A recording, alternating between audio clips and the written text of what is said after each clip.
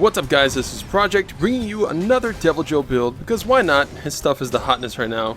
I was building Gunlance on stream and after doing some calcs, his is the strongest for non-shelling playstyle, that is, pure brute force. This is a more offensive build compared to my burst fire def tank build, but Joe's Gunlance is high raw, gets white sharpness, and only negative 20% affinity.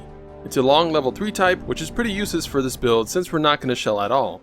For augments, go with affinity and life leech, or affinity and attack.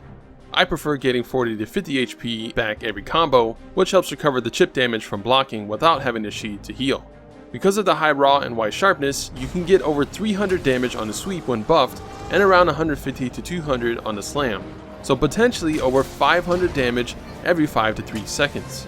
And because of the faster animation of not doing a burst fire, this will do more DPS than any other playstyle for Gunlance, so long as you hit a weak spot of course. You want to do the full burst combo but without the burst, so triangle plus circle for the upswing, triangle for the slam, and then triangle for the swipe. And to loop the combo you can do a reload, then from there just use triangle plus circle, triangle reload. Reload is faster than hopping, though you can hop if you want to reposition better if needed. Alternatively, use the lunge forward triangle attack for upswing, then triangle plus circle for the slam, and then the rest is the usual. This is for getting closer to a monster, while the earlier combo is for when you're already near the monster. If you don't use the upswing after the initial combo, you won't bounce from anything after since the slam and white sweep are bounce proof. If your monster is going to leave or you're hitting a non-weak spot, use the recently buffed spiked cannon jab by pressing triangle after a wide sweep.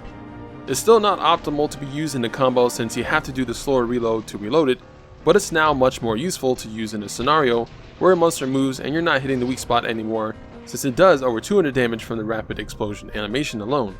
But that is the game plan. Now let's move on to armor setup and skills.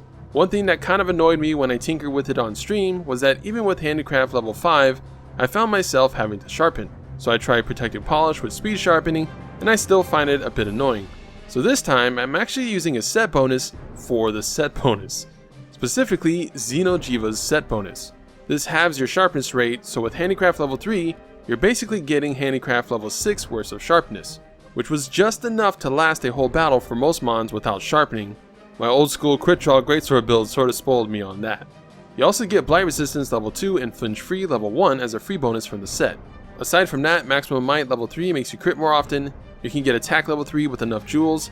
Unfortunately, can't get level 4 with this setup unless you lose one maximum might level, but both provide the same DPS anyways, so might as well keep might considering attack jewels are much rarer.